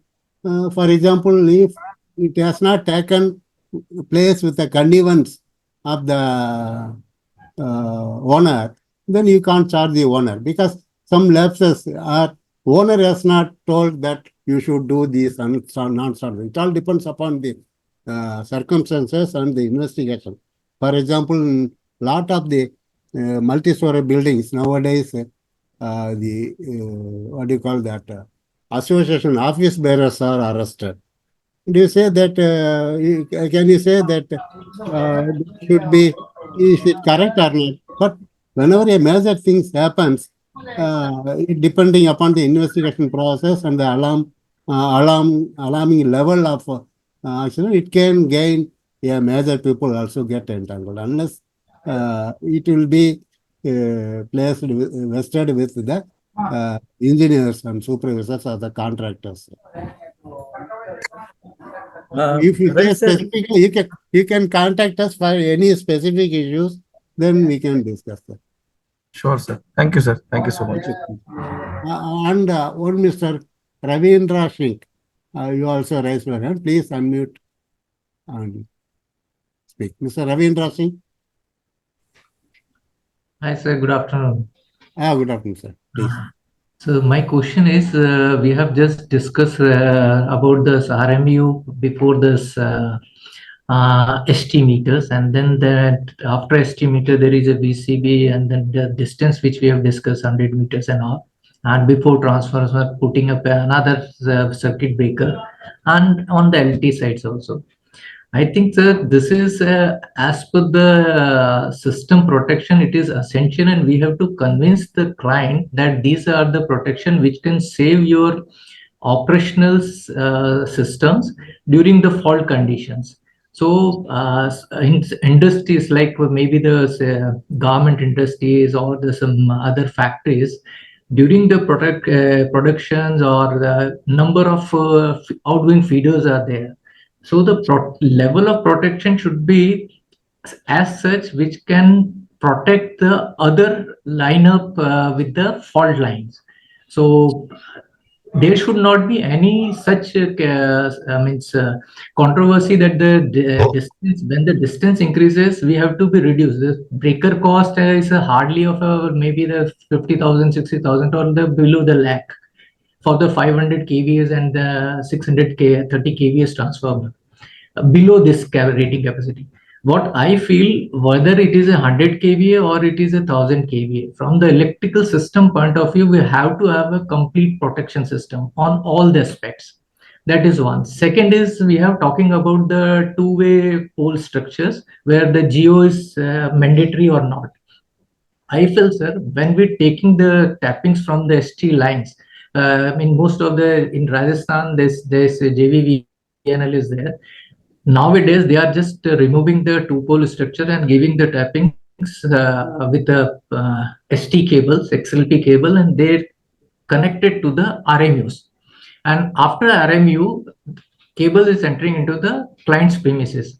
So it is client's choice whether they want to have another double pole structures within their premises, and then estimator and then VCB. In case if they want to shut down their system and they want to do any kind of services or maintenance, they can switch off their VCB and do the their maintenance and whatever. They cannot depend. They should not be depend on the JVBNL or the government body that they come and they strip their system and then we'll start doing this. So thank you, sir. Thank you. Thank you for your elaborate and proper solution for this issue. So, where are you from, sir? I'm from Jaipur. I'm from Jaipur, sir. No. Which organization you are from? I'm from JR Square. Okay. Thank you, sir. Thank you. Next, one Mr. Somnath Kuba, he raised this. And you please, is Mr. Somnath available here? Yes, sir. Already resolved, sir. What we have Thank you. Thank you, sir. Yes, sir. Thank you. And Sunil Biswal, you earlier raised during the webinar session. Sorry, please unmute. This is Sunil Biswal. Okay, sir. Am I audible? Yeah, audible, please. Okay, now today's discussion we started with Regulation 146 and 151, where it says about if there is any contravention and cognizance of offense, such things. As practicing electric contract, we often see that there are many organizations where they clearly flout the standing provisions. In many, suppose for I would say there is a big educational institution, government institution, and they don't have any electrical engineers, and they have some civil engineers who, as there is any electrical fault, they mobilize help of the nearby non-certified technicians, and they ask them to climb over to pole and replace the fuse, do minor, such things. So in that case, if any accident happens, so clearly there would be no expert nearby to guide them how to work safely. So in such cases, are we in a position to lodge a complaint? Because not that we have not lodged complaint, but then it has mostly gone unheeded. That is one thing that I would. That is my first question. Okay. So what about, see, we can't segregate the complaints among government, distribution company, consumer. Whoever, say, can you lodge a complaint on a consumer? Why do you say that the government alone should be lodged on the distribution companies? Everybody is violating the provisions. As you said, there are no people in the companies also. The regulation 6, competent electrical safety engineers as well as the safety officer is totally neglected in our whole country. Have we ever raised this issue? So these are the things that we have to identify. As you said, that you have identified the lapses on particular sector, but there are a lot of violations occurring in our country in all sectors. We can't say that we are better, they are not good. So these blame game we do not do. We should understand that they should not cause any hazard to the consumers. For which you always have your right. You can lodge a complaint in your area. And there is my point is that 151 says a cognizance of offense can only be entertained. No, you can't. Police can lodge a complaint. So you, as a public, you can make a complaint to the police. They in turn will do, depending upon the thing. This is happening. Whenever a major thing occurs, the public will automatically rush to the police station. That's why the provision is given for the police inspector also. I do not speak on the small regulations, say whether you have connected or whether you have provided breaker. These are the issues which do not come into picture as far as the complaints is concerned. I am dealing with the major issues where major number of accidents occurs in the roads, streets, where public readily go to the police station, they lodge a complaint. The provision is already there in the that Hemant Sali has also expressed. Yes, yes, I would like to answer his question regarding section 151. See, the common person, how to approach or how the person can get confirmed that cognizance of his whatever he has noticed, which is not contradictory to the regulations and safety, is being taken care of. So what common person can do, he can approach to authority like electrical inspector of that particular area, supply company of that particular area, or even the police station also, because now police are also authorized to lodge a complaint, and on whose complaint the court can take the cognizance. So these are the 3 ways through which you can approach to the concerned authority, by which way the cognizance of offense can be taken. Okay, thank you, sir. So, sir, can I add one more thing in that? Please, sir. Yes. Sir, actually, this the particular section only talks about cognizance of cases to be taken under the Electricity Act. But when a death has happened or someone is harmed, other sections of the IPC will be attracted. So, yes, even if the cognizance cannot be taken under the Electricity Act, under IPC, negligence is a offense that can be prosecuted. And the common public has the right to file a case in this regard. Under the IPC, yes. Yes, that is what I mean. Should we wait till some accident has happened? I mean, when we see that the rules are being contravened, and this may lead to some hazardous situation later on, that is the point when the complaint should be lodged and it should be addressed. See, I would like to read a amendment which happened in 2007. That is section number 151A. It reads, for the purpose of the investigation of an offense punishable under the power of the Police Act, the police officer shall have all powers as provided in chapters 12 of the investigation code of criminal procedure. So through this section, he can approach to the court the cases related with the contraventions with the Electrical Act and rules or regulations made thereunder. Hemant Sali, sir. So actually, there is a general fear among the public whether the electricity is beyond our scope to lodge a complaint. It's not like that. whether it's a road accident or electricity accident, Yes, if it yes. beyond a limit, then every public has its right. That's why it has given powers to the police inspector also. That means when the police inspector is given power, everything comes into picture. But the generally electrical inspector, why it is quoted is a technical matter, and for violations among the consumers, small technical aspects they can do. If a major thing occurs, then it's always open to the general public and the police station, local police station. Electrical inspector will become as an expert to analyze and give advice to the police. Okay, sir. Then lot of questions. Sir, I have one more question, sir. Yeah, sir. 1 second. I will go through some. So there are a lot of people who have raised their hands. I will go one by one. I will come to you again too, sir. Mr. Okay, Mr. Sunil, please cut short within a few seconds. Please go ahead. Okay. My next question is regarding CA Regulation 31. It says that the electrical work has to be executed directly under supervision of a person holding certificate of competency and by a person holding a permit. Now, this is one regulation which is routinely flouted by many. I mean, 80% of the cases in my point of views are in backdrop of things which are happening in Odisha.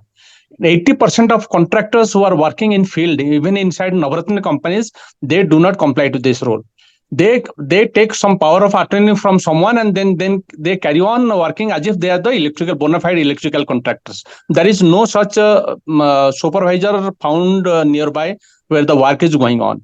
So this is a major provision which must be implemented in letter and spirit to ensure safety in workplace or even in safety in the installations.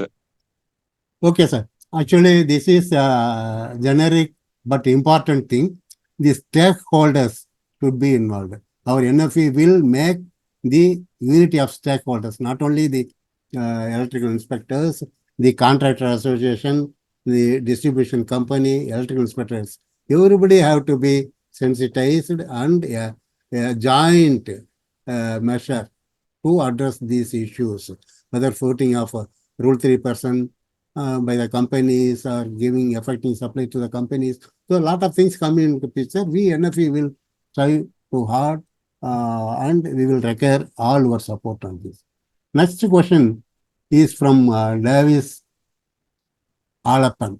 Sir, please unmute and Mr. Davis Alapan, please unmute and sir, are you here? Okay.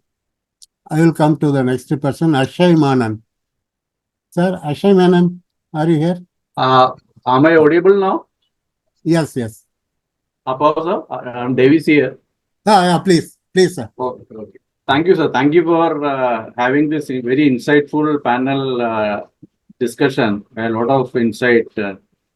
And here, one point which I want to mention here, I'm very happy to see today that R21, Regulation 21 has been addressed by Bhushan. And I just want to add that, I want to appreciate that because accidents are happening in the field, not on the drawing board.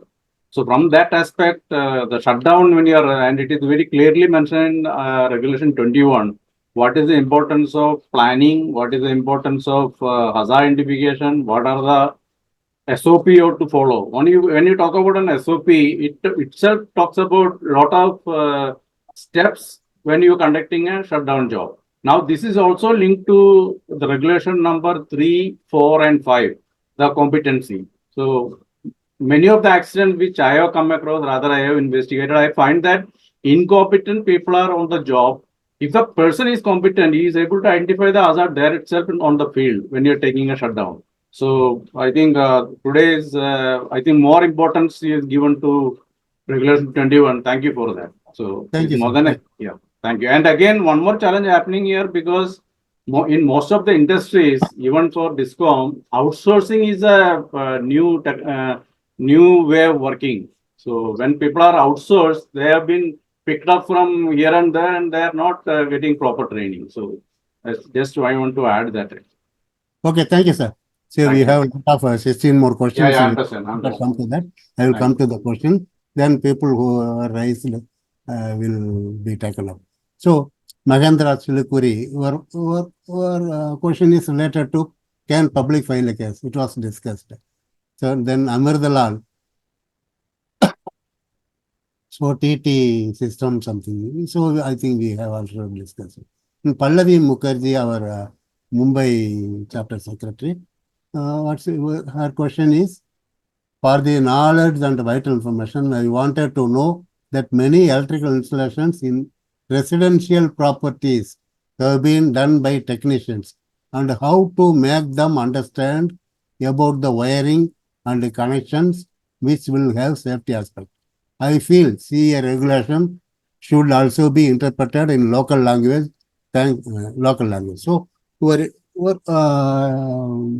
opinion is to interpret the CEA in local. Okay, it's also a good thing because the final electrician has to be appraised. It's an important step. We have already taken top-down approach, but we have not touched the electrician level. Unless we sensitize the electrician, it's a very great mass in our country. So we have to do that. It's a very good suggestion. We will do that. Then the next question is from Sunil Biswal. I think we have discussed it now. Mahendra Chilukuri also. Act 2000 could be amended or reviewed. State jurisdiction to commander under. No. Electricity Act 2003 should be amended to review electricity supply state jurisdiction to come under one single window and authority. Until then, electrocution keeps happening without anyone taking responsibility. Sir, coming to our question, electricity is a concurrent subject. It's a constitutional provision. We can't touch upon it. And safety comes under the state government. So under one single window means only technical approval, everything can be brought under one single window, not the law enforcement. Coming to Amritlal again, TNC system, either you have to make sure, I think we can go for technical related discussion. Amritlal is always interested in of technical discussion. Anyhow, I will read the question. The system, either you have to make sure the neutral is not alone is broken, or should have a voltage monitoring device to trip the phase conductor. Sir, Amritlal, you can. Yeah, this is just to make sure when you have a broken neutral conductor, the phase conductor is going to have the voltage on neutral as well as the earth conductor. So it is better to trip the whole system in case of a neutral broken in TNC system. Okay. So good suggestion. Actually, neutral over voltage due to neutral breakage as well as over voltage due to ST line fault is there. We can discuss all these technical issues in a later webinar. But as you said that the integrity of TNC that Manu has already explained and consumers, it's a long way we have to achieve. Till such time we can have some protective devices that we have discussed in our NFE group. It is adapted in UK also for any over voltage protection from the supplier side. And again, Mr. Mahendra Chilukuri, I think, sir, Mr. Chilukuri, are you here? You can, because lot of questions you have raised. And okay, I will 5, 7, 8, 9, 10, 12, sir, 15 questions you have raised. Why can't you unmute and come the line? Okay, I will go to the next person, Mr. Sanjeev Kumar.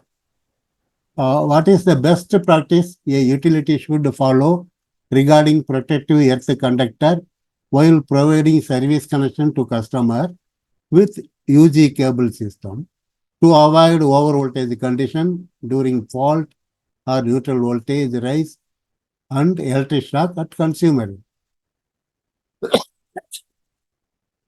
Sir, it's very good subject.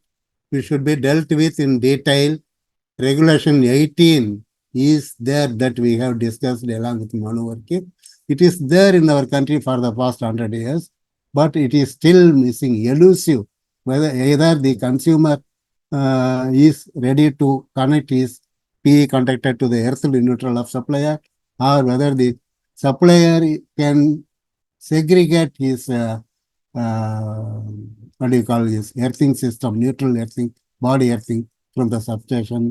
So these are very typical areas that we already had some webinars on this. We will have a webinar on this specific issue, how to address in a practical manner, depending upon the conditions.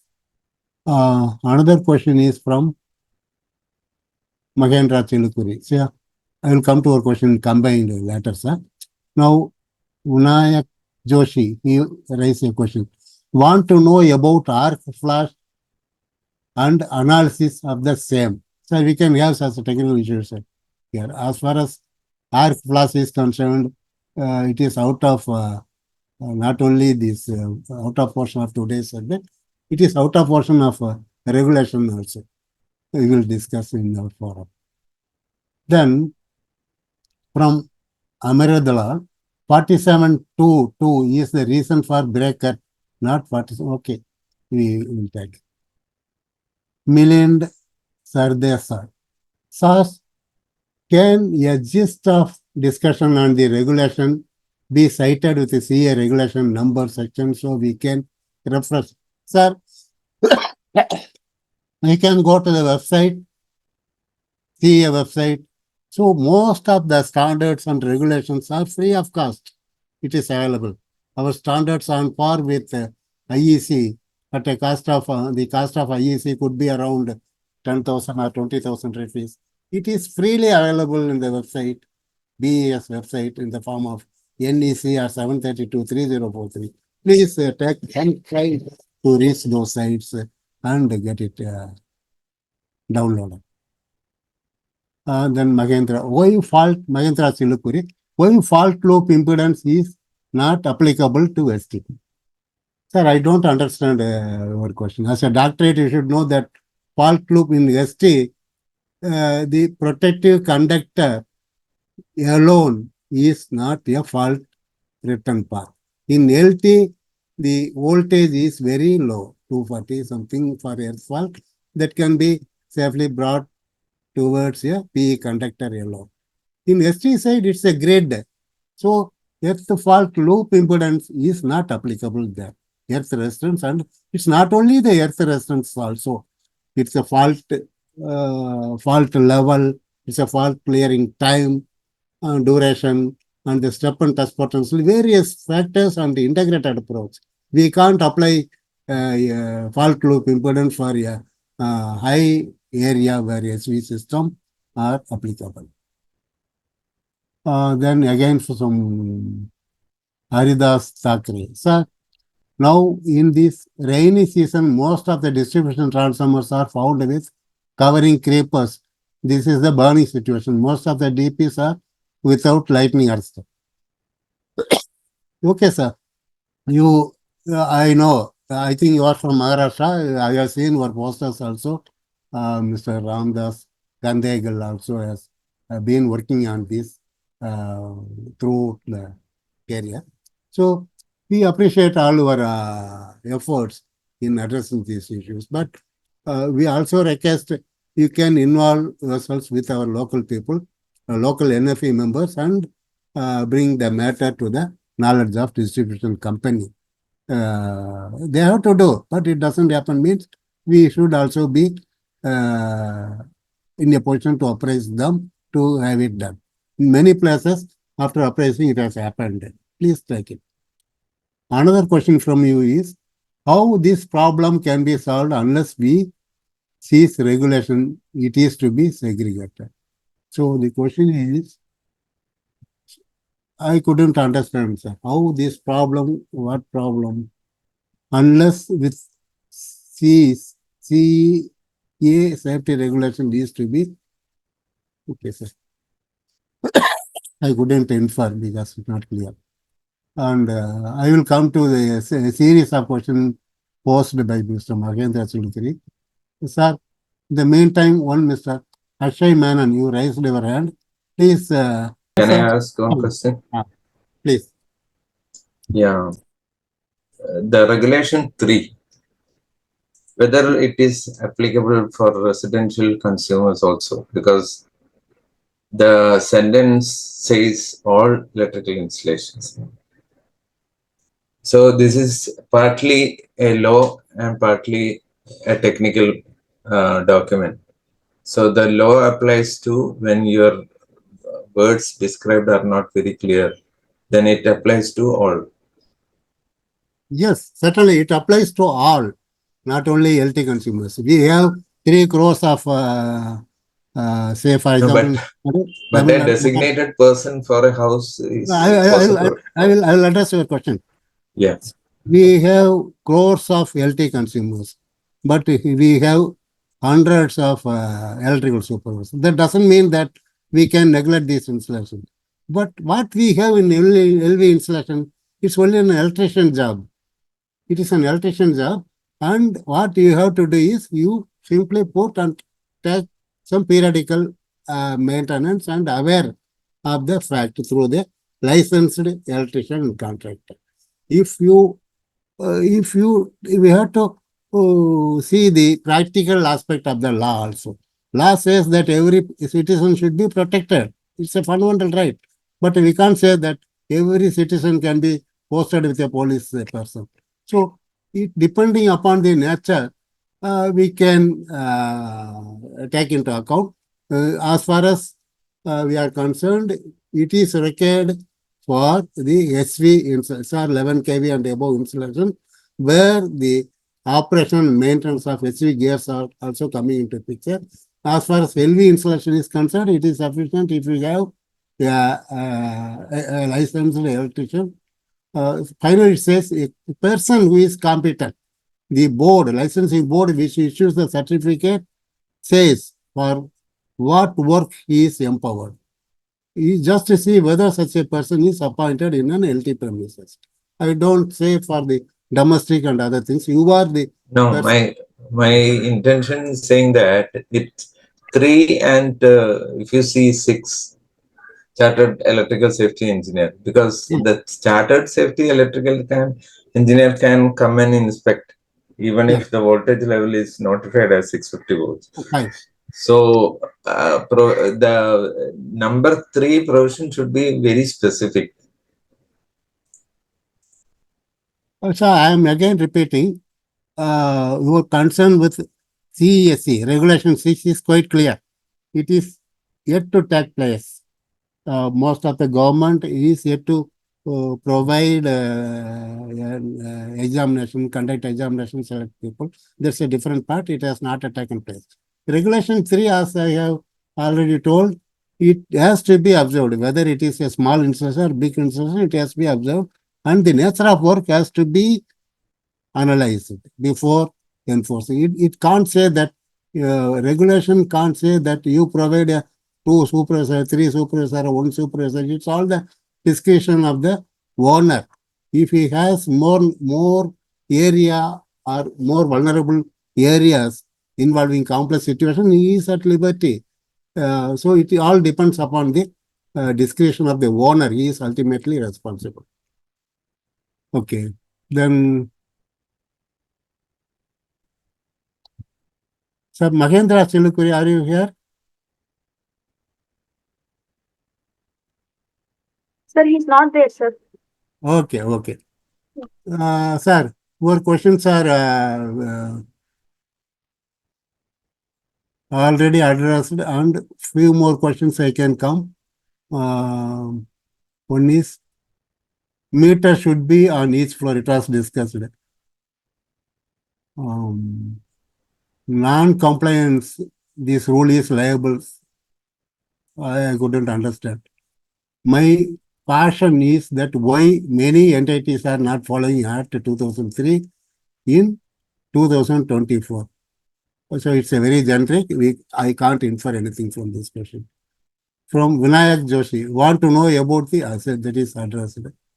And again, Mahendra Sutri, all electrocutions are happening due to high impedance fault and no action from utility or public. Yes, all public places accidents are due to high impedance fault. Public can't do anything on this, only utility can do. And another question is, why the only way HIF can be avoided with overhead cable which DISCOM is supplying power. I think you mean that high impedance fault can be avoided in overhead cable. If such a thing is practically possible as a what do you call as a scientist, you can put forward, we will take it up to the central ministry. So it can be, you say that overhead line, overhead cable, that I mean it is overhead line. If anything happens to the snapping of overhead conductor, it can be easily detected and cut off. That is our intention. Please bring out a practical situation as an NFE member. We will take it up to the central line.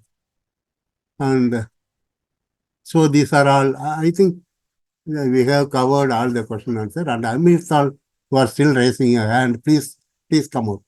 Please tell sir. Amrit. Yeah. Again, my question is on regulation number 5.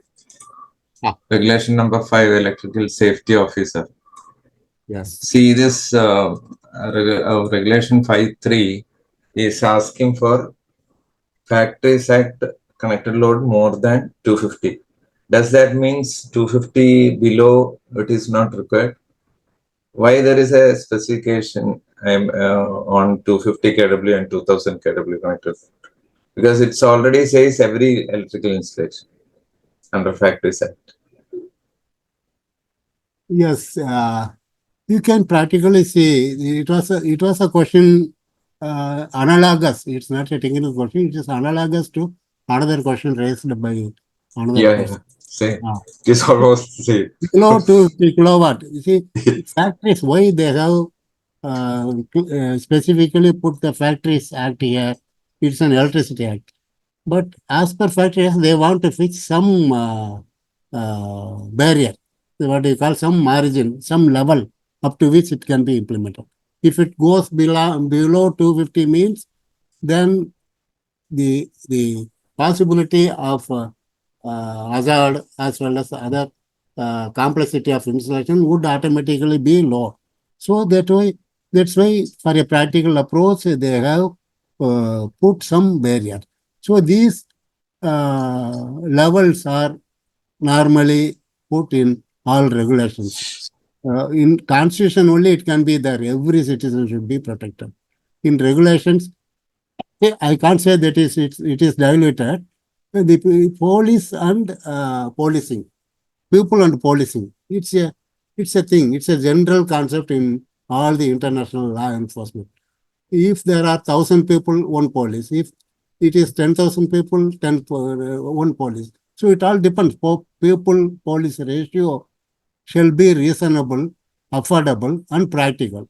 So this is the basic thing that how all the developed and developing. No, but the question, sir, is the sentence start with for every electrical installation, including a factory registered. That means even if your installation is having 10 kW, this provision is applicable. No, if you take literally every word by word, then there will be another literal what do you call that interpretation will be another thing. So it will go. We should see practically whether then we can interpret whether it is interpretation or misinterpretation. We should first analyze whether it is practical. If you say you want to say that every household person is domestic premises should have a safety officer, so no, we should. It's not. Every 250 kilowatt means you have to apply one. But the problem is this document is partly legal. That is another part. Whether it may be objectionable to you, the lines, the line maybe some regulator can say that is correct in this aspect. So we will deal with that separately. In our forum also, we can discuss that particular point. Okay. Oh, thank you. Thank you all. We had a very nice and lengthy. So regulation normally will be, people will find it bore. It is not addressing any specific case study or technical aspect, but it all are intended for the smooth functioning of every electrical installation and safe at workplace as well as home, everywhere. So I should thank all the participants. Now I will close this session. Thank you all. Thank you all the participants.